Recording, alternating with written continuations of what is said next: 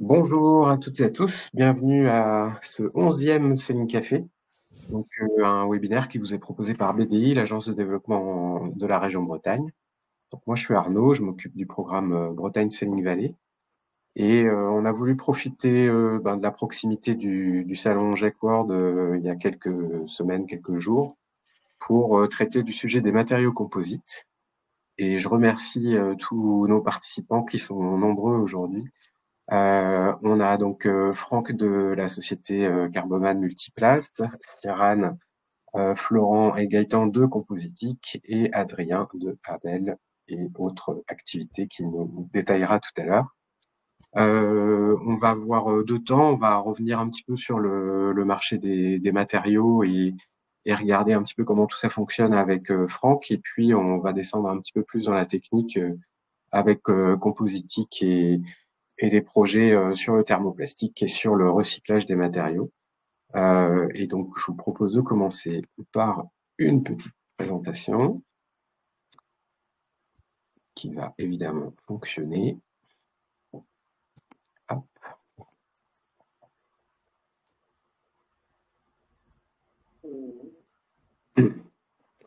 Alors, donc on a voulu vous partager c'est les dernières données du GIEC qui ont été publiées à l'occasion du salon.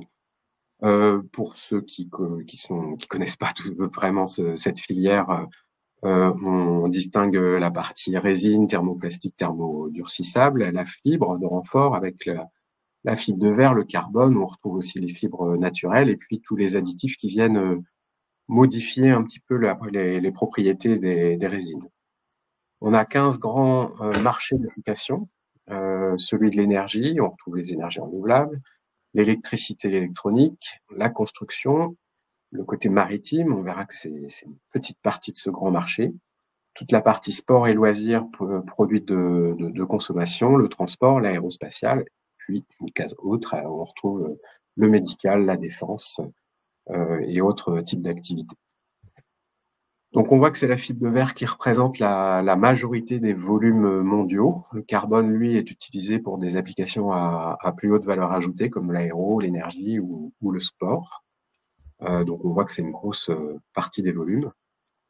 Les thermoplastiques ont commencé à se développer dans les années 80 et aujourd'hui, elles atteignent environ 40% du total de l'ensemble et ça semble se stabiliser depuis 2022. Sans grande surprise, sur le marché international, c'est en Asie qu'on utilise le plus les matériaux composites, pour à peu près 50% du marché mondial en intégrant la Chine. L'Europe et la partie centrale occupe quand même une bonne place avec 2,5 millions de tonnes, soit 20% des volumes. Par type de marché, donc la répartition de la production de pièces concerne pour un gros quart la construction. En fait, vous avez deux graphiques, la partie raisonnable et la partie optimiste. Donc un quart pour la construction, un autre quart pour le transport, puis on retrouve l'électronique et l'électricité. L'énergie, quand même une grosse partie. Les produits de bien consommation, la marine, l'aéronautique et l'aérospatiale, qui permettent de décomposer l'ensemble du marché. La pénétration des composites dans l'industrie, donc désormais les composites sont les principaux matériaux utilisés dans les secteurs de l'énergie, de la marine et de l'électronique et de l'électricité. Ce sont les graphes à gauche. On voit d'ailleurs le marché des éoliennes utiliser une grosse partie de fibres. Toutefois, on constate que les composites qui sont le petit rond tout en haut ne sont pas encore les matériaux les plus utilisés. On retrouve évidemment tout ce qui est maçonnerie, enfin béton, le bois, l'acier, le plastique, puis l'aluminium, qui composent l'ensemble des matériaux utilisés dans le monde en 2024. Et en termes de prévision, donc dans la partie modèle prudent, base case, on est sur 16 millions de tonnes d'ici 2029. Et il est important de préciser que ces prévisions n'incluent pas de crise économique entre 2024 et 2029. C'est tout ce qu'on nous souhaite. Voilà les quelques chiffres pour poser un peu le sujet des matériaux composites, un peu big picture. Pour commenter ces graphes, donc on a demandé à Multiplace, qui fait partie des entreprises les plus diversifiées du secteur. On les connaît pour ses activités dans le domaine du nautisme et de la course au large. Mais je crois, Franck, que à peu près 50% de votre activité est dédiée à d'autres marchés. Est-ce que tu peux nous en dire un petit peu plus sur Multiplast? Ouais, effectivement, ouais. Bonjour. Ouais, Multiplace donc construit des bateaux de course depuis le début des années 80, des bateaux de compétition, et cette activité, elle est évidemment réelle encore aujourd'hui, bien entendu. On avait plusieurs bateaux au Vendée Globe. Bon. Et au début des années 2000, on a été contacté par Thales Training Simulation pour faire des simulateurs de vol.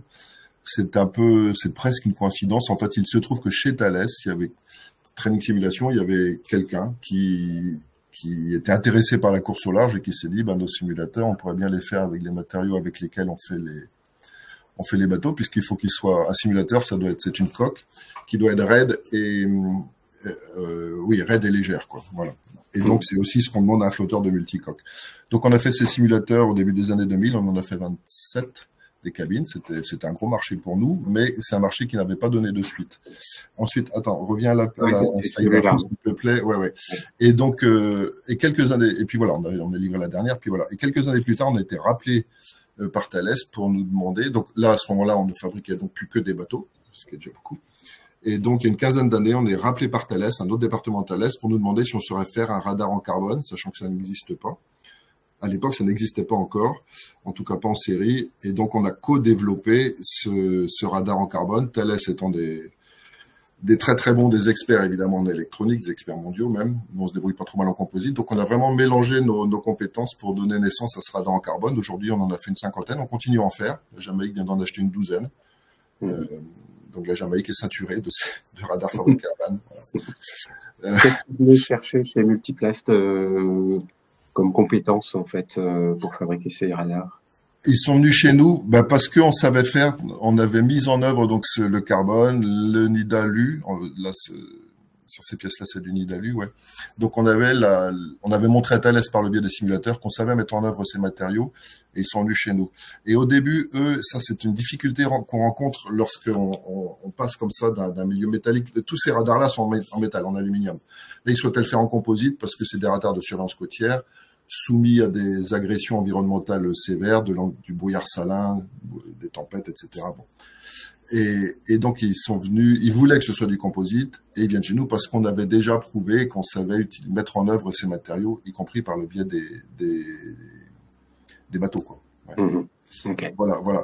Et donc, oui, l'une des difficultés qu'on rencontre, c'est que souvent, ils nous envoyaient un plan, mais c'était vraiment ce qu'on appelle du black metal. C'est-à-dire qu'ils ont pris un radar en alu, puis ils ont juste remplacé, au lieu d'être de l'alu, on va faire du carbone. Et ça, c'est une difficulté, c'est que ça marche pas bien. De faire ce qu'on appelle du black metal, c'est pas très efficace. Il faut repenser complètement la conception du radar. Et donc, à la fin, ils ne nous ont pu envoyer que la face active, c'est-à-dire la face de la parabole, et c'est nous qui avons dessiné tout le reste, en fait. Voilà. Ce qui était bien plus adapté à une construction composite à base de coque et non pas à base de raidisseurs et de tôles soudées, quoi. Voilà.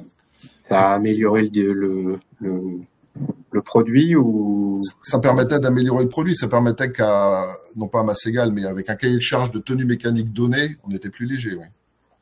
Okay. Et moins cher.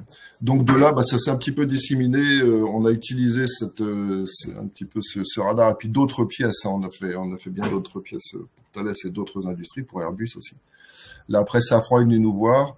On voit en haut à gauche, c'est une entrée d'air de bande essai moteur. En fait, ça c'est pour Safran. Ce n'est pas une pièce qui vole. C'est une pièce qui est boulonnée à l'avant des moteurs avant livraison pour faire les essais, quoi. Alors ça, c'est très différent. Safran, ça fait bien longtemps qu'ils fabriquent ces belles mousses là, ces entrées d'air. Et donc là, c'était à la différence du radar. Là, c'était ce qu'on appelle un projet en build to print. Donc là, ils viennent nous voir en disant, vous savez utiliser le carbone, enfin, oui, c'est du carbone. Allez-y, voilà le plan, c'est exactement comme ça. Il faut que ce soit comme ça et n'y dérogez pas. C'est ce qu'on appelle un build to print. On construit selon les plans qu'on nous donne. Ce qui était l'inverse du radar où là, c'est un build to spec. Là, il fallait tout inventer. C'est-à-dire qu'ils nous ont juste donné une spec, une spécification et il fallait tout concevoir, quoi. D'accord. Voilà. En bas à droite, pardon, on voit donc ce simulateur là, qui est donc c'est assez ancien. On en a fait une douzaine comme des simulateurs. C'est une sphère, donc on le voit, de 7 mètres de diamètre, montée sur des hexapodes. Voilà. Okay. Ils viennent nous voir. Souvent, les industriels viennent nous voir parce que, soit parce qu'ils ont envie de passer justement du métal au composite. Ils viennent aussi nous voir pour quand il s'agit de faire des pièces de grande dimension. Oui. On a quand même capacité, voilà. Et puis souvent, c'est pour gagner de la masse. Évidemment, qui viennent nous voir. Mais ça, ils viennent voir des gens qui font du composite en général. Ils viennent pas spécifiquement chez Multiplast pour ça. Mais chez Multiplast, une particularité quand même, c'est qu'on fait peu de séries et peu de grandes séries. On aimerait, enfin, pas du tout de grandes séries d'ailleurs. Mais on vient nous voir quand il y a un problème, en fait. Un prospect, quelqu'un a un problème, il a un truc, un objet, un projet, il sait pas trop comment le faire, il vient nous voir, quoi, souvent. Okay. Et donc, on a pas mal de moutons à 5 pattes, comme on dit souvent, à résoudre. Voilà. Et donc cet exemple-là, il est aussi pour les pièces de très grande dimension, comme tu dis. Ouais, alors ça, c'est un super projet qui a été mené. C'est un consortium en fait de 5 entreprises bretonnes, donc SMM, Havel, CDK et Lorima. Donc à nous 5, enfin les chantiers de l'Atlantique ont commandé à ce consortium de fabriquer des mâts, donc de 75 mètres de haut, autour de 20 tonnes, tout en carbone. Ça n'a jamais été fait. Des pièces aussi grandes, aussi pesantes, voilà. Donc, on s'est réparti un petit peu le travail pour faire les mâts. Enfin, on s'est carrément réparti le travail pour faire les mâts. Et puis, à l'avenir, l'idée, c'est que les mâts sont tous fabriqués dans un seul site qui est en cours d'installation en ce moment. Enfin, qui fonctionne d'ailleurs. Et les voiles, ce qu'on voit, donc ça, c'est un projet de paquebot. Il y en a 2 comme ça. Il y a les voiles à faire et les voiles sont faites, pour le coup, entièrement chez Multiplast. Les mâts sont une pièce structurelle, donc elle s'est fait en pré-imprégné. Les voiles, elles, sont faites en infusion. Donc c'est 1000 mètres carrés, c'est à peu près 11 panneaux d'environ 90 mètres carrés en moyenne. Voilà. Très bien. On devrait voir... Ce qui permet de diminuer la consommation de carburant d'un paquebot d'un quart à peu près. En gros, sur un paquebot, la moitié du carburant, c'est la propulsion. L'autre moitié, c'est la climatisation, les cuisines, l'électricité, enfin reste, et l'objectif de ce gréement, c'est de diminuer le carburant dédié à la propulsion par 2. Voilà. On devrait voir sur Neoline oui, les premiers mâts bientôt. C'est ça, ils ont été livrés. Et les essais vont avoir lieu bientôt. Non, Adrien, tu es plus au courant que moi. Je ne me rappelle plus quand est-ce que ça va avoir lieu les premiers essais, mais c'est dans pas longtemps. Ouais, non, j'ai pas la date non plus. C'est dans les prochaines semaines en tout cas. Ouais, c'est ça. Voilà. Parce que c'est aussi installé sur des cargos, bien entendu. Ouais. Ça, alors là, c'est l'architecte Villemotte qui est venu nous voir. On avait déjà fait les dômes de l'église orthodoxe à Paris, là, des dômes de 12 mètres de diamètre, et ça lui avait bien plu. Donc là, c'était Bouygues qui était venu nous voir à l'époque pour faire ces dômes. Bon, Villemotte, ça lui avait bien plu. Et donc, il est revenu nous voir il y a 2 ans à peu près avec ce projet de dôme de planétarium pour Valberg. Là, la difficulté, c'est la dimension. Il y a 600 mètres carrés, ce sont des grands pétales. Et effectivement, il faut des grands ateliers pour pouvoir fabriquer ces pétales. Donc, il y a 16 pétales pour faire un dôme. On le voit, donc il y en a 4 sur la photo du dessous. Ces pétales, sont dorés à la feuille de palladium par un atelier spécialisé, évidemment. Ça, nous, on sait pas faire ça. Voilà. Là, la difficulté, c'est la logistique, c'est l'installation des pétales. Ils passent pas dans les tunnels pour accéder à Valberg. Oui, le dôme est installé à Valberg, c'est une station de sport d'hiver qui est dans les terres de Nice, là, à 1h30 de Nice. Et les pétales ne passent pas les tunnels et ne passent pas non plus les épingles à cheveux. Donc, les derniers kilomètres seront faits par hélicoptère, en fait. On va livrer les pétales par camion jusqu'à Puget-Théniers, enfin une ville au sud de Valberg. Et les derniers kilomètres, il faudra héliporter chaque pétale un par un. Donc, c'est un projet ambitieux en termes de fabrication, mais en termes de logistique aussi, c'est assez sévère. Ouais. Effectivement. Voilà. Alors, peut-être plus... Alors ça c'est un très beau projet. Alors ça, c'est une image de synthèse. Ça n'existe pas encore. Il y a un gros besoin pour renouveler les canadaires. Pas qu'en France, hein, c'est dans le monde, en fait. Il y a un besoin de ce qu'ils appellent les firefighting, des avions bombardiers d'eau. Et donc, il y a plusieurs projets dans le monde. Et en France, en particulier, il y a celui-là. C'est un monsieur, un ancien ingénieur de Dassault puis d'Airbus, un ingénieur en chef, qui a eu l'idée 72, donc un avion existant, et de le transformer en avion amphibie et Copper. Et ils sont venus nous voir là pour parce qu'il n'y avait pas beaucoup d'entreprises qui avaient à la fois qui réunissaient les compétences d'architecture navale. Moi là-bas je suis architecte naval, Yann le DG aussi, Yann Penfornis. Et donc on a cette compétence navale, nautique, disons, de conception. On a aussi la compétence de faire des grandes pièces. Donc là les flotteurs font 18 mètres de long. Et puis le fait de développer, d'étudier ces pièces-là. Donc ils sont venus avec une vague idée de ce que pourraient être ces flotteurs. On sait qu'ils doivent être en composite, ils doivent être légers, parce que le plus léger sont les flotteurs, le plus d'eau on pourra embarquer, remplacer. Donc l'idée c'est de remplacer les Canadair. Je sais plus si je l'ai dit. Et voilà, donc ce projet, on espère bien qu'il va arriver à son terme. Pour le moment, ils sont en recherche de financement. Et ça, c'est super intéressant. Il y a très peu de pays qui sont capables de concevoir et de fabriquer, de concevoir surtout des hydravions. On a aux États-Unis, en Russie, en Asie, je sais plus, au Japon, en Chine, je me souviens plus. En tout cas, en Europe, il n'y a plus eu d'hydravion de fabriqué depuis les années 80 ou 90 avec Dornier. Donc, ce savoir-faire, il est en passe d'être perdu et puis il faut tout réinventer, disons. Donc, voilà. Donc, on est sur ce projet-là. Voilà. Très bien, merci. En gros, on a dit ce qu'on vient vous chercher pour votre capacité à fabriquer des grandes pièces techniques.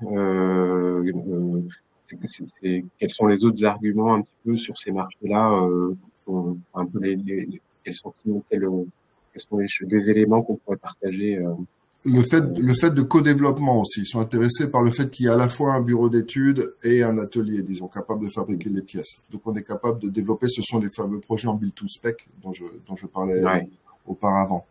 Voilà. On n'est pas qu'un chantier, disons. On est aussi capable de noir sur une feuille blanche, on va dire. Voilà.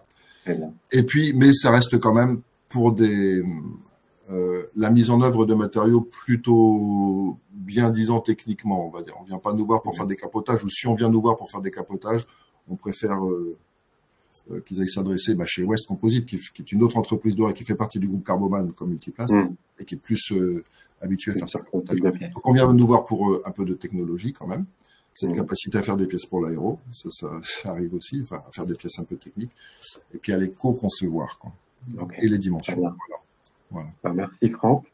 On va rester sur la technique puisqu'on va passer au volet avec Compositique. Cyrane, je vais te passer la parole.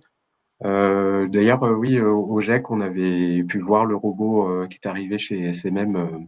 Il y avait une démo de FIV. Je crois que c'est ce genre d'équipement qui est assez unique pour être signalé, qui fait donc du drapage automatique. Là, Adrien, par rapport au robot que vous avez chez Havel, on est un petit peu plus large, si j'ai bien noté. Tu parles bien du robot que la SMAF a acheté pour fabriquer les matchs entiers de l'Atlantique?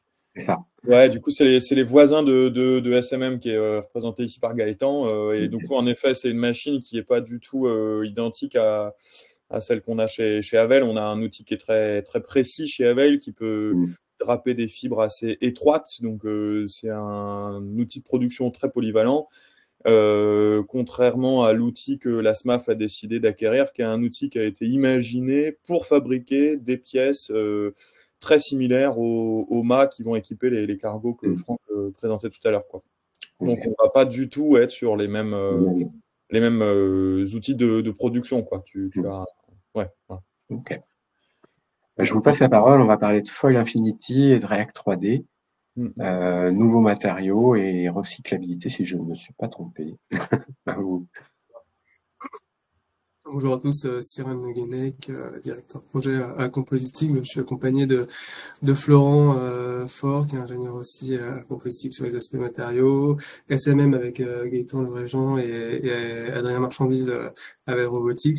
On va vous présenter deux projets à travers des projets collaboratifs qui sont menés à Compositique.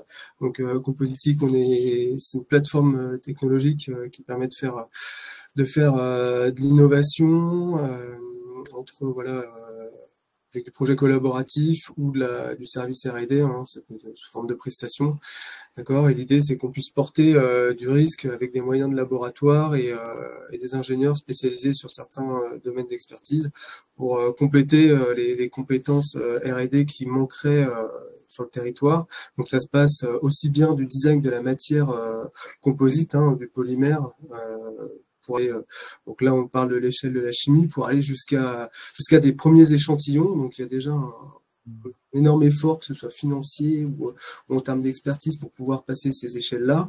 Et après, l'idée, c'est d'aller jusqu'à l'échelle de la structure, en passant par du numérique, par de la fabrication et de la caractérisation. Qu'est-ce qu'on entend par caractérisation? Bah, c'est pouvoir donner des données quantifiées, quantifiables par des outils de laboratoire, que ce soit de la mécanique, que ce soit aller regarder ce qu'il y a dans le matériau d'un point de vue physico-chimique, voilà, dans des échelles un peu plus restreintes, parce que c'est pas forcément des moyens qui sont accessibles côté R&D et côté recherche et développement dans les entreprises.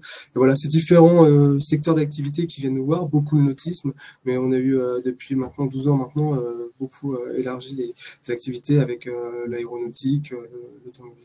Donc voilà, ça vous donne un petit peu un overview de ce qu'on peut faire à Compositique.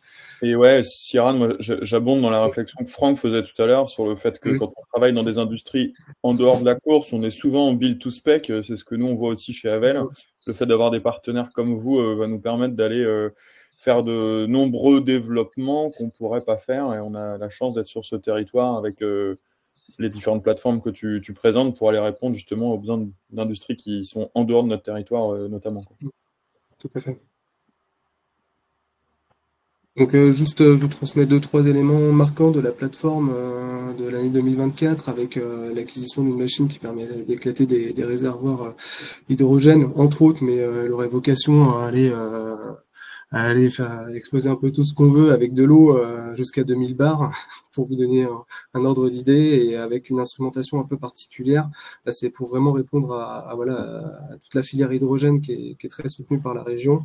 Et l'idée, c'est de mettre à disposition un moyen d'essai un peu unique, hein, avec toute cette instrumentation, pouvoir regarder comment ça se déforme, comment ça craque dans le composite, en lui mettant énormément de pression dedans. Donc voilà, ça donne une petite idée de ce qu'on a comme nouveaux moyens sur le plateau. Une partie recyclage, de moyens de recyclage, de broyage, et pour aller vers du recyclage, dont Florent parlera tout à l'heure, et une plateforme en cours de jumeau numérique de l'impression 3D qui s'appelle Gemini 3D. Donc l'idée, c'est de faire de la dépose de matière, d'accord, équivalente à du LSAM. Donc, je reviendrai dans le détail tout à l'heure. C'est de l'impression 3D grand format. Et là, on fait une plateforme jumeau numérique, voilà, qui permet d'aborder ce sujet qui peut être un peu nébuleux pour beaucoup d'entre nous. On en entend parler, mais qu'est-ce qu'on met derrière? Et qu'est-ce que ça donne en vrai? L'idée, c'est de faire une démonstration de cette notion de jumeau. Je vous partage aussi un peu la feuille de route scientifique et technologique de Compositique pour une raison essentielle, c'est qu'on est là pour soutenir le territoire, et c'est important que vous puissiez avoir aussi un overview assez rapide de ce qu'on peut faire, donc design matière, produits ou autres. Ça va jusqu'au recyclage. Aujourd'hui, c'est vraiment des points que vous pouvez identifier, dans lesquels vous pourrez trouver vraiment des similitudes avec peut-être vos feuilles de route si vous en travaillez une de votre côté. Nous, ce qu'on a identifié, on a vu pas mal côté Jack World, on a vu beaucoup de projets autour des matières recyclées, l'intégration de matières recyclées, que ce soit dans le sport, l'automobile, beaucoup de réservoirs hydrogène encore cette année, avec plutôt des réservoirs en composite thermoplastique, on va y venir, et aussi de l'aide à l'éco-conception de façon plus large. Donc voilà, les industriels sont vraiment dans cette mouvance à vouloir aller sur du sustainable, comme on entend souvent parler. Donc pouvoir avoir un impact environnemental un peu moins fort, ou aller sur de la réutilisation de matière qui n'est pas utilisée. Donc on va parler des 2 projets justement. Ça va être Foil Infinity, donc avec Adrien Marchandise et moi-même, donc avec la partie avec Havel Robotics et Merconcept, et l'autre projet qui est React 3D. D'accord, avec SMM et Lixence Compositique. Donc Foil Infinity va parler plutôt de composite thermoplastique et d'analyse de cycle de vie, donc qui permet de regarder l'impact l'impact en termes environnemental du sujet qu'on va traiter. Et React 3D qui va parler de large scale additive manufacturing, donc façon 3D grand format, et de matières recyclées. Donc on va passer à Foil Infinity, du coup avec Adrien et moi-même. Je te passe la main, Adrien. Ouais, bah, Foil Infinity, c'est un projet qui a été initié par Havel en collaboration avec Compositic et Merck Concept sur la base de premières expériences que Compositic avait engagées dans la recyclabilité des matériaux. Euh, donc nous, on est connus principalement pour la fabrication d'hydrofoil, même si on produit de nombreuses autres structures haute performance. Quelques petites illustrations qui montrent que depuis que les foils sont apparus dans les bateaux de course en 2015, on voit qu'il y a de plus en plus de foils dans la flotte. Je pense qu'on l'a vu avec la flotte du dernier Vendée Globe. C'est à la fois des bateaux neufs et aussi des upgrades de bateaux d'ancienne génération, les foilers qui viennent être équipés. La production d'une paire de foils à l'échelle de l'impact de la production d'un IMOCA, ça représente environ 20%. Si on fait la moyenne des 33 paires de foils qui ont été produites entre le dernier Vendée Globe et enfin, entre l'arrivée du dernier Vendée Globe et le départ du dernier. Euh, et simplement, les foils, on les produit aujourd'hui avec les mêmes matériaux que les mâts des chantiers de l'Atlantique qu'on évoquait tout à l'heure. Donc, c'est des matériaux qui ont 30, 50 ans de durée de vie au minimum, alors que le foil, il atteint une obsolescence architecturale au bout de quelques années, ce qui fait qu'on a des matériaux qui sont à peine à 10% de leur durée de vie au moment où le design de la pièce amène à la mettre sur une étagère. Ouais, Pierre. Et du coup, nous, on a travaillé avec Havel sur la réduction du taux de chute et l'outil de placement de fibres qu'on utilise, il est extrêmement vertueux d'un point de vue de la réduction des chutes de production.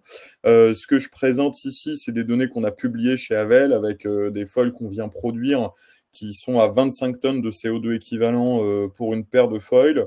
D'autres données qui ont été produites et qui sont publiques, c'est celles que j'indique en dessous, c'est les foils de 11 Hour qui étaient à 90 tonnes de CO2 équivalent. On sait que les procédés traditionnels se sont énormément améliorés et aujourd'hui, on est plutôt à 50 tonnes de CO2 pour des productions traditionnelles. De notre côté, chez Havel, en voyant qu'on avait été un petit peu au bout de toutes les améliorations de la performance environnementale de notre production avec les matériaux actuels, on s'est posé la question de savoir si on allait pouvoir rendre les foils recyclables, si l'utilisation d'autres matériaux était possible. Et donc, on a amorcé un projet de collab avec Compositic, Irma, qui avait pas mal d'avance sur l'utilisation de ces matériaux. On s'est tourné vers eux parce que ça faisait de nombreuses années que à l'IRDL, à l'UBS, à Compositic, il y avait du savoir-faire sur la production de composites thermoplastiques. Ces matériaux, ils ont été identifiés par d'autres industries comme étant les bons candidats pour résoudre le problème de recyclabilité future. Typiquement, on ne veut pas se retrouver dans l'aéronautique avec des ailes d'avion stockées sur des parkings de la même manière qu'on s'est retrouvé avec un scandale de pales d'éoliennes stockées dans des champs outre-Atlantique.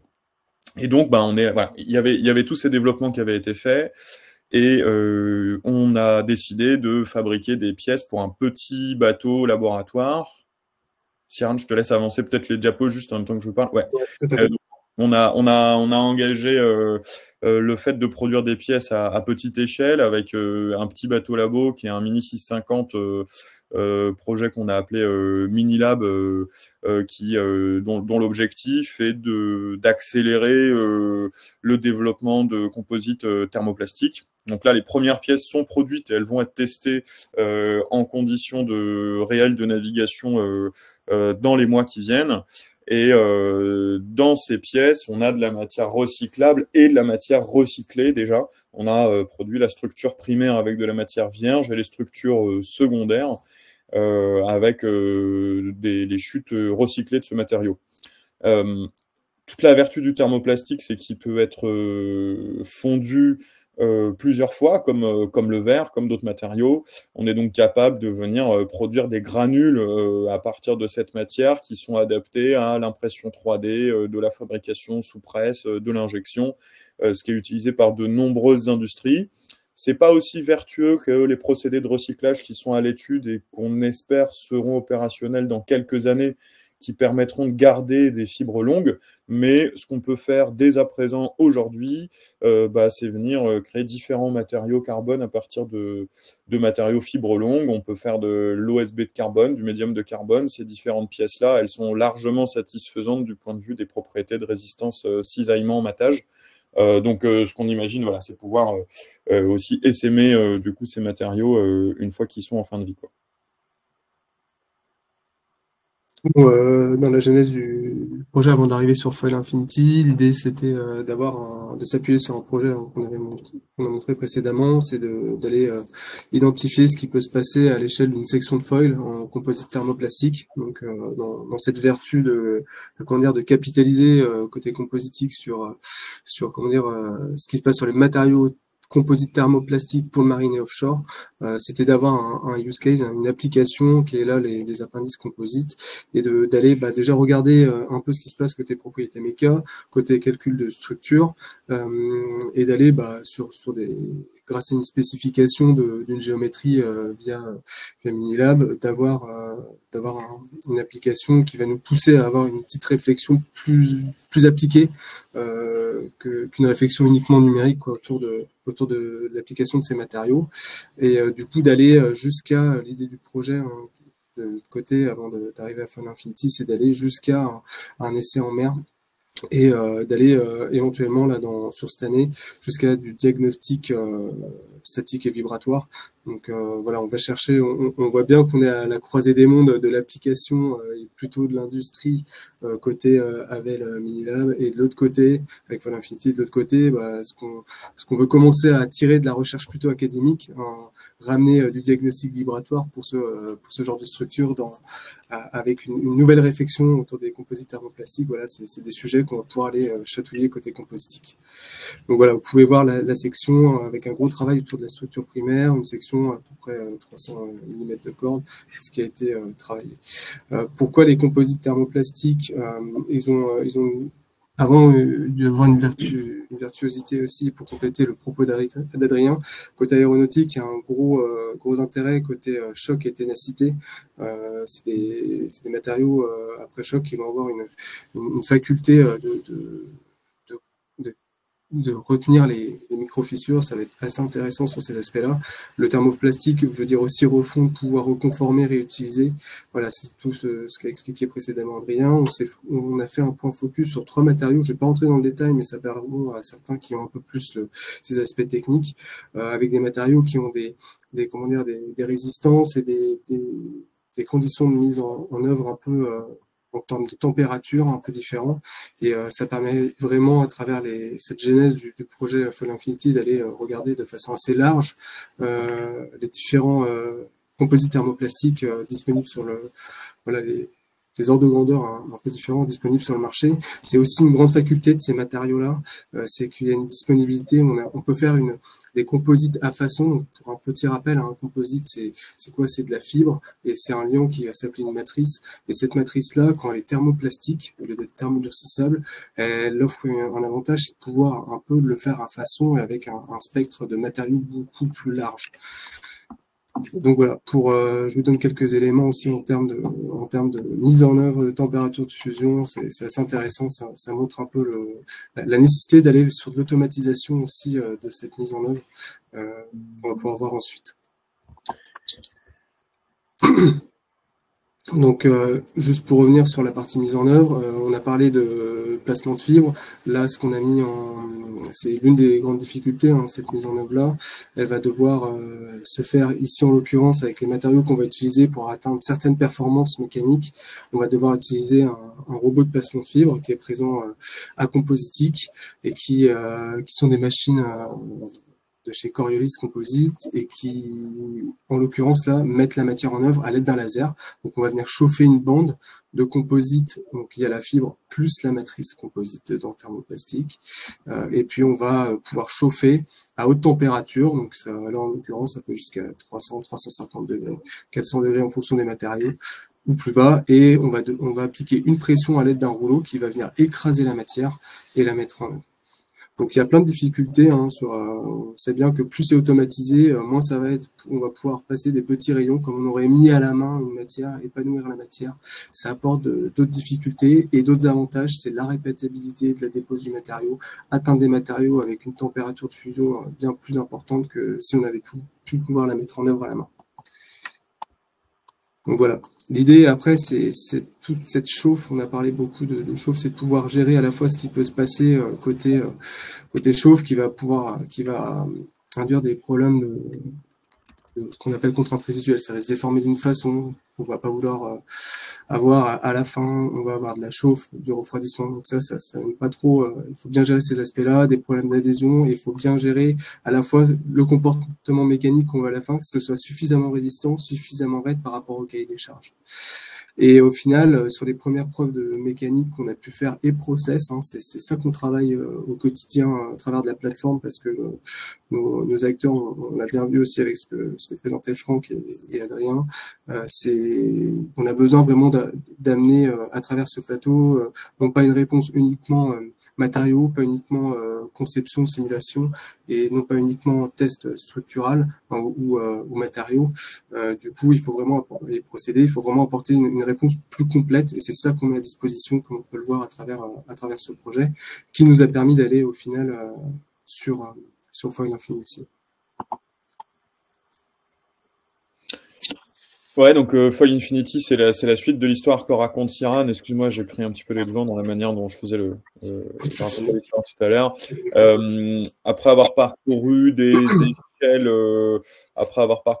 échelles, assez rapidement pour pouvoir arriver à un foil de mini, on a envie de refaire le même projet avec l'objectif de faire de l'industrialisation. Et donc, on va parcourir l'ensemble des étapes qui va de la qualification des matières premières jusqu'à la production de structures en passant par leur dimensionnement. Donc, ce qu'on représente ici sur cette slide, c'est à la fois la pyramide d'essai qui va être réalisée avant de produire des premières grandes structures composites qui équiperont des bateaux de compétition professionnelle. Et c'est aussi l'organisation chronologique de ce projet-là. Donc, à Velle, on s'était créé en grande partie grâce à la collaboration avec Compositic et grâce à la collaboration avec Merconcept, qui étaient nos premiers clients à la genèse. Donc, naturellement, quand on a voulu faire des foils d'une nouvelle génération, on s'est tourné vers les partenaires avec qui on avait écrit une première histoire à succès. Et donc, c'est comme, voilà, ça c'est le flow de ce qu'on a imaginé dans Foil Infinity. Au-delà de l'aspect technique évident, où on va se demander quelles sont les caractéristiques matériaux admissibles, quels sont les procédés de fabrication ou quels sont les détails des procédés de fabrication qu'on va utiliser, il y a un aspect analyse de cycle de vie. Je te laisse passer, Cyrane. Donc, qui est porté par Merconcept, qui est notamment entreprise à mission et expert dans ce sujet-là. Donc, je sais que Younobrick a créé cette slide, il fait partie des spectateurs, alors je vais essayer de l'honorer. Mais voilà, le périmètre de l'étude d'analyse de cycle de vie qu'on s'est donné dans ce projet-là, c'est pas simplement de regarder l'impact de la production des matériaux et l'impact de la transformation de ces matériaux pour faire un foil, mais aussi d'intégrer les modes de valorisation de ces matériaux en fin de vie. Et donc, on fait une ACV sur un périmètre qui est plus large, typiquement que le périmètre que la classe IMOCA s'était donné pour étudier l'impact de la production des différentes pièces qui composaient ces bateaux. On espère que ça va être que les résultats de ce ACV de ce projet vont être aussi enthousiasmants que les premiers constats qu'on fait. Ce qu'on a pu voir dans la production du foil de mini, au-delà même du recyclage, le fait d'utiliser du thermoplastique permet de réduire le taux de chute en production. Ça exprime encore mieux la quintessence de cet outil de fabrication automatisé qu'on a. Et donc, moins de fibres de carbone pour faire un objet, c'est déjà un atout du thermoplastique. Je pense qu'on a fini sur le projet Foil Infinity, que du coup, c'est Florent, Gaëtan qui vont présenter le projet React 3D. Dans le rejoindre, donc je vais prendre la main pour le projet React 3D. Donc, je suis responsable de production chez SMM Composite. On est basé, pour ceux qui ne connaissent pas, à Lanester et on est spécialisé dans la fabrication de moules et pièces composites grande dimension.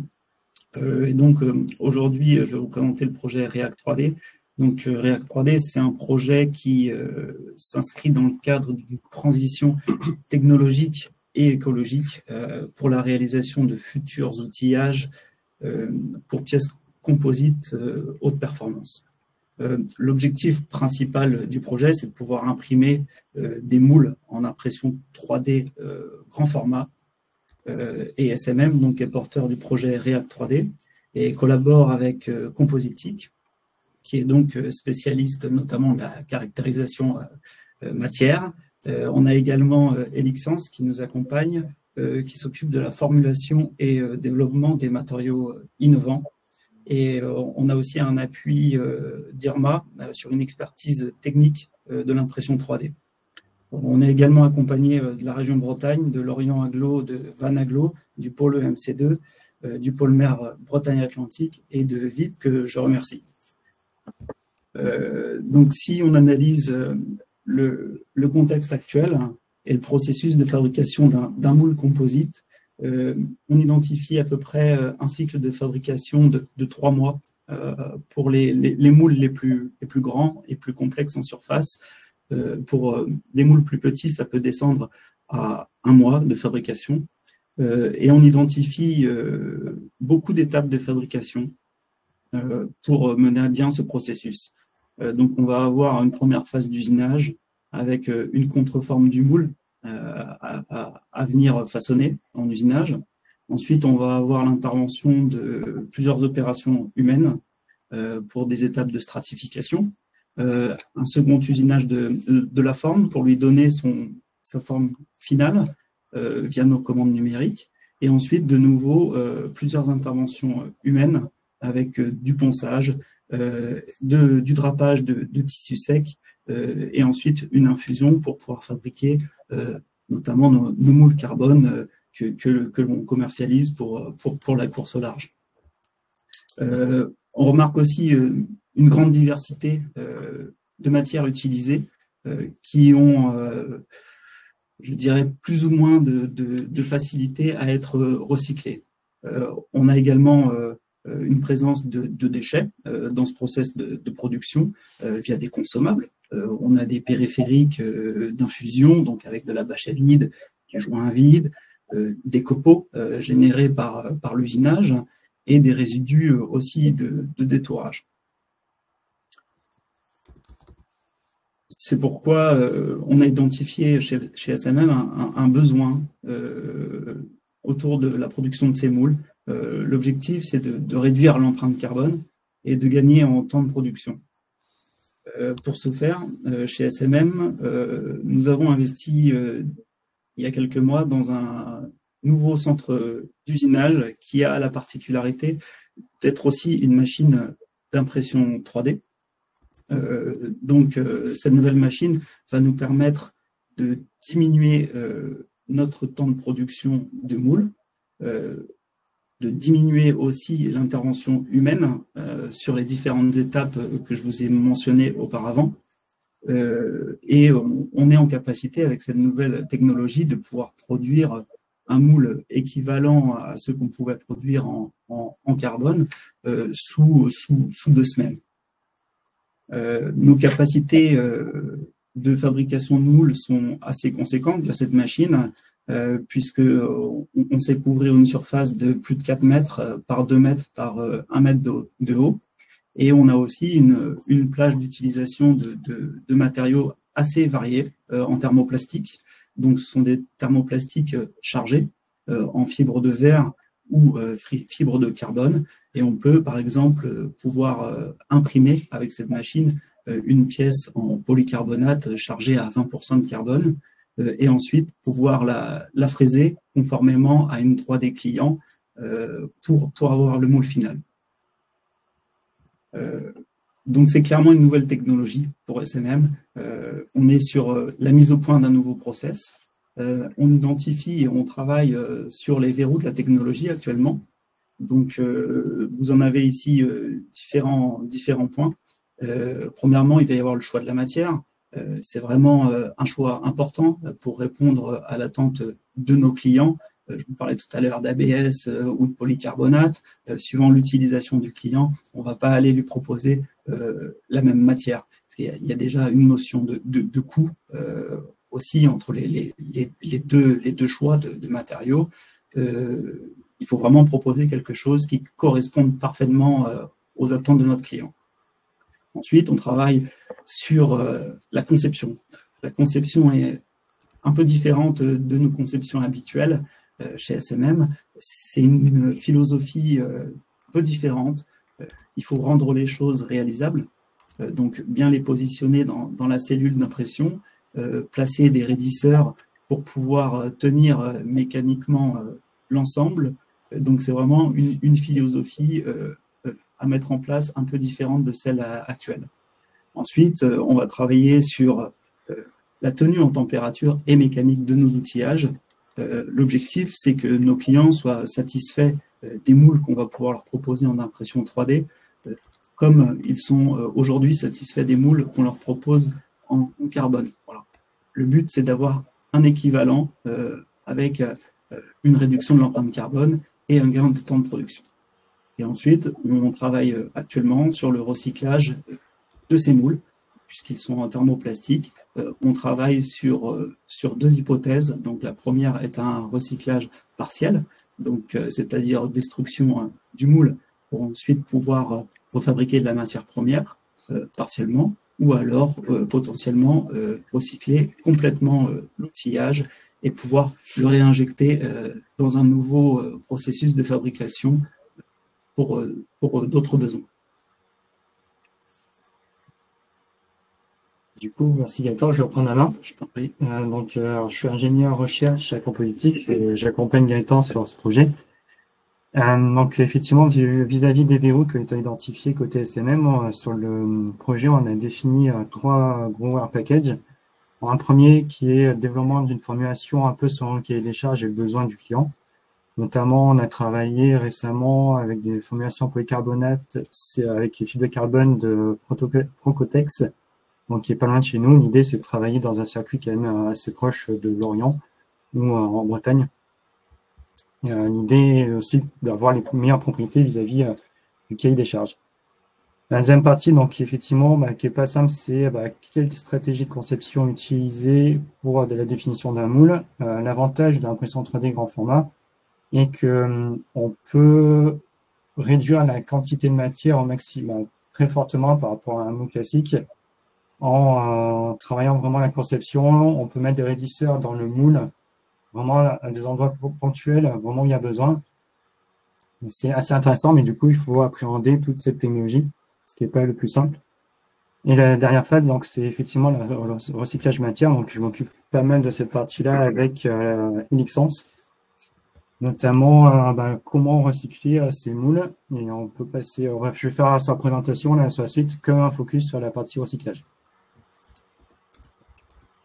Donc, la première question qu'on s'est posée, c'est par exemple aux États-Unis, il y a une université qui a acheté une grande machine d'impression 3D grand format qui a permis de faire carrément un bateau. En fait, c'était pour l'armée, je crois. Et du coup, qui fait 25 pieds de long. Et comment passer de cette taille qui est assez énorme sur des granulés plastiques qui font quelques centimètres et qui puissent être réutilisés dans le système. Excusez-moi, il y a un petit peu de bruit. Donc, c'est quelle technologie utiliser pour pouvoir réduire la taille de ces pièces. Et le deuxième volet, c'est aussi, vous voyez sur l'image en bas à gauche, donc c'est un moule, un petit moule, avec une surface assez propre, donc qui a été usiné, poli, donc ce qu'avait expliqué tout à l'heure Gaëtan sur les différentes étapes de transformation du moule imprimé. Et sur cette surface-là, donc le client va mettre différentes bâches, du joint, par exemple, pour le vide. On pourra faire la pièce composite. Et une fois que le moule est récupéré, quel est le degré de pollution de cette surface et comment intégrer du coup cette pollution soit dans la matière recyclée ou comment l'éliminer pour ne pas salir le reste de la matière. Donc, dans l'idée, c'est qu'on a identifié différentes technologies pour recycler. Donc, Je peux passer sur la diapositive, s'il te plaît. Merci. Dans le projet, donc, on a fait des essais d'impression 3D. Donc là, en bas à gauche, on a une photo. Alors, c'est un petit moule par rapport à ce qui est capable de faire la machine, mais qui fait quand même 80 cm de long. Nous, d'un côté, on a acheté un déchiqueteur, un broyeur. Donc, le déchiqueteur, l'idée, c'est, on peut pas passer le moule tel quel dans un broyeur. Déjà, c'est trop gros et mécaniquement, le broyeur va pas le supporter. Il va avoir des auto-échauffements. Un déchiqueteur, en fait, c'est un double rotor avec des disques qui permet de cisailler très lentement la matière et pouvoir dégrossir le travail qui va être effectué derrière par le broyeur. Donc là, on voit, c'est des éléments qui font quelques centimètres, environ 5 cm au maximum. Ensuite, cette partie-là, cette matière-là est injectée dans le broyeur. Donc, c'est l'image, la troisième image importante à gauche. Et là, c'est un monorotor avec des grilles, des couteaux, donc c'est ce qu'il y a de plus classique. On a une grille de calibration en dessous qui permet de calibrer vraiment la matière en sortie. Mais en voit, on a quelque chose de très fin. Donc après, ça dépend de la taille de grille. Mais on a aussi pas mal de poussière.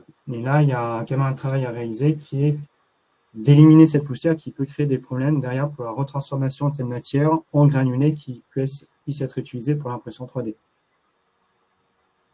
On peut passer sur la suite. Alors, qui dit recyclage, il y a, surtout pour l'impression 3D grand format, il y a deux problématiques. La première, c'est le polymère qui est un thermoplastique. Il a subi plusieurs phases de chauffe et de cisaillement mécanique, ce qui induit des dégradations de la matière, notamment une variation de viscosité qui va derrière avoir une incidence sur la tenue de la matière, la tenue mécanique de la pièce finale. Donc là, il faut caractériser tout ça en amont avant de faire les nouvelles pièces à imprimer 3D. Et le deuxième point important, c'est on a des fibres qui sont courtes. Alors, c'est des fibres qui sont autour de 300 microns, donc c'est assez court par rapport au composite traditionnel, fibres longues, mais qui ont quand même un gros intérêt qui est notamment lié à la dilatation du moule. Notamment si le client vient mettre un composite sur le moule et passe tout le moule avec le composite en cuisson à 120 degrés, il faut limiter la dilatation du thermoplastique. Et pour ça, les fibres permettent de contrer cette dilatation. Le souci, c'est qu'en recyclage, on réduit cette taille de fibre. Notamment, on voit que sur les différentes publications ou ce qu'on a fait nous en interne dans le projet, qu'après un cycle de recyclage, on a une réduction de la taille de fibre. Alors, on n'y peut rien, c'est comme ça. Et ça a un impact direct sur la dilatation du matériau. Bon, l'idée, c'est quelle stratégie employer pour pouvoir minimiser cet impact. Et l'idée, c'est potentiellement soit recycler à 100% la matière, le moule, soit partiellement, comme disait Gaëtan tout à l'heure. Dans le cas du projet, donc, on a fait une première phase d'essai d'un moule recyclé à 100%. Donc, c'est de la matière qu'on a recyclée complètement, qu'on a voulu imprimer avec la machine de SMM. Donc, avec les paramètres process de la matière vierge, donc 315 degrés, une température d'impression au niveau de la buse. Et on voit que sur la première couche déposée, donc sur l'image de gauche, on voit un affaissement de la matière, notamment lié à la viscosité. Et donc, il n'y a pas de, on va dire, pour trouver les bons paramètres process, il n'y a pas de bonne méthode, et on est obligé de tester des différentes températures lors d'impression pour trouver la meilleure température. Et l'inconvénient de cette façon de faire, c'est que ça prend du temps. Scientifiquement, c'est assez compliqué à comprendre derrière. Et donc, l'idée, c'est qu'il y a un projet qui s'appelle Gemini 3D, donc si on en avait parlé rapidement, qui est un peu un projet multi-partenaire plutôt académique. Mon objectif, donc, c'est avoir une imprimante côté compositique, une petite imprimante 3D, donc il n'y a pas les mêmes capacités, mais l'idée, c'est pouvoir mettre notre matière recyclée dedans. Ce système qui est multi-instrumenté, notamment avec des caméras infrarouges et un lidar, permettra de déposer la matière et voir les propriétés en termes de température au niveau des condens qui sont déposés, mais aussi la dimensionnelle qui est déposée. Et ça permettrait à terme, dès la première impression, de connaître vraiment la matière testée, donc notamment sur recyclé, quels paramètres d'impression il faudrait utiliser pour avoir une pièce conforme par rapport aux besoins clients. C'est un peu un système plug and play à terme. Voilà. Je me permets de faire une petite transition aussi pour indiquer que justement toute cette plateforme travaille autour de la donnée, de la capture de données pour pouvoir en faire le jumeau numérique et pouvoir prendre de la décision. Donc il y a dans la feuille de route de Compositique, il y a un gros travail aussi autour de l'intégration de modèles d'intelligence artificielle ou de modélisation un peu plus poussée, comme on peut voir ici, justement pour voilà, et de travailler autour de la donnée. On a une conférence, je passe le mot aussi, je profite. On a une conférence la semaine prochaine, le jeudi 27 mars. Je vous passerai le lien dans le chat, voilà, autour de l'IA et des matériaux. Voilà, est-ce que c'est un défi qu'on peut relever ou pas? L'idée, c'est de répondre à cette question-là autour des matériaux composites, principalement. Donc voilà, et le traitement de la donnée qui est inhérente à ce qu'on appelle ce qu'on travaille autour du jumeau numérique et l'intelligence artificielle. Voilà pour nous. Très bien. Il y a une question de Benoît. Comment anticipez-vous la chaîne logistique des ruptures d'approvisionnement matière vis-à-vis des rebuts possibles et déchets? Est-ce un point dur actuel ou à venir de la filière, notamment par rapport au perfo actuel du produit final? Est-ce que quelqu'un est en mesure de répondre à Benoît? Je pense que, vu le timing de la question, j'ai l'impression que ça concernait le foil thermoplastique. Et donc, Benoît, ce que je proposais tout à l'heure comme explication, en fait, c'est que nous, on essaye de valoriser les chutes de production de notre matériau au sein de nos propres produits, c'est-à-dire que justement, en attendant qu'il y ait des chaînes logistiques qui soient bien mises en place, pour être certain de pouvoir au moins donner une seconde vie au matériau, on a décidé de chercher à utiliser la seconde vie de la matière dans nos produits. Et ainsi, c'est plutôt la troisième vie du matériau, on va dire, qui sortirait de notre cadre industriel. Je pense que c'est possible à l'échelle de nautisme course au large. J'ai vu qu'il y avait marqué Stellantis de votre côté, donc on n'est probablement pas dans les mêmes échelles industrielles. Voilà. Merci. On peut prendre d'autres questions. Je me demandais plus dans le côté commercial. On a le sujet de la recyclabilité évidemment se pose quand les personnes s'intéressent aux matériaux composites. Est-ce que c'est une vraie préoccupation des personnes quand elles commencent à mener un projet? On sait que c'est le cas dans le domaine de la course au large, mais dans les autres secteurs, est-ce que vous avez une vision des attentes des clients sur ces sujets-là? Du côté Havel, même si on est moins implanté dans d'autres secteurs d'activité que Franck qui présentait ça tout à l'heure pour Multiplast, de notre côté, on n'a aucun client qui vient de ces autres industries qui n'est pas intéressé par le thermoplastique. Même si les pièces qu'on nous confie pour le moment sont encore à grande majorité thermodurcissables en dehors de cette industrie qu'est la course, il y a forcément une discussion de savoir qu'on va pouvoir basculer sur du thermoplastique dans un second temps. Alors, pour nous, donc, on fabrique que du thermodur, donc évidemment, on n'est pas bien placé, c'est pas bien recyclable, mais les industriels, quand ils viennent nous voir, c'est pas une question qui les tracasse beaucoup pour le moment. On travaille pour même quand on fait le spatial, on leur fabrique des coifes de fusée pour une entreprise allemande. Ils s'en fichent un petit peu de la recyclabilité. Pour le moment, c'est pas encore une priorité. On commence à nous demander de donner des ACV quand même, et des équivalents CO2. Mais pour le moment, déjà nous, on sait pas le calculer en interne. Ce sont des choses qu'on demande à l'extérieur. Et pour le moment, il n'y a pas de critères d'acceptation. C'est-à-dire que c'est juste informatif. On se doute bien qu'à l'avenir, ça va devenir de plus en plus contraignant. Ça l'est pas encore. On essaye d'anticiper, on essaye de faire des outillages, par exemple, en matériaux recyclés. Mais c'est le tout début pour nous. En tout cas, pour nos clients. Voilà. Oh, ok, je crois que ça rejoint un peu la question. Oui, Adrien, vas-y. Ouais, mon retour du GEC, Arnaud, de mon côté, c'est que les matériaux composites, ils sont principalement utilisés avec l'argument de pouvoir décarboner le transport. Hein, c'est les principales industries qui les utilisent. À partir du moment où tu dis que la performance qui est cherchée par la fibre de carbone, c'est aussi de réduire l'usage, réduire l'impact de l'usage des produits qu'on fabrique avec. Il y a un moment où ça va basculer et où on va avoir besoin d'être performant dès la fabrication. C'est juste. Ouais. pour l'instant, c'est la course que les fabricants de fibres de carbone viennent de lancer avec Tegin, qui a enfin, premier fabricant de fibres de carbone, diffusé l'impact de toutes ces fibres de carbone au GIEC dernier, ce qui amorce une compétition environnementale dans le matériau du composite. Très bien. Est-ce qu'il y a d'autres questions?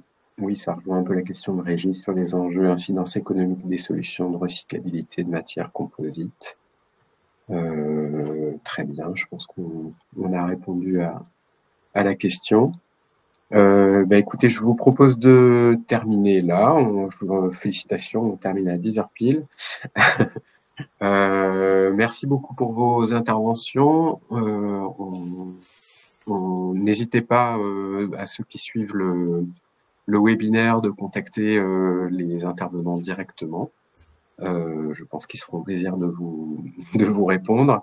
Et vous retrouverez le replay en ligne sur le site céligné-valais.bzh. Les prochains rendez-vous, c'est effectivement la conférence sur l'IA et les matériaux. Ici, Cyrane a mis le lien. Et le prochain Céline Café sera en direct du Salon Nautique de Saint-Malo, où on traitera des innovations justement de la voile de compétition qui permettent de contribuer à la décarbonation au sens large. Donc voilà, je vous donne rendez-vous le 25 avril. Merci et à bientôt. Merci à tous les intervenants. Merci, au revoir.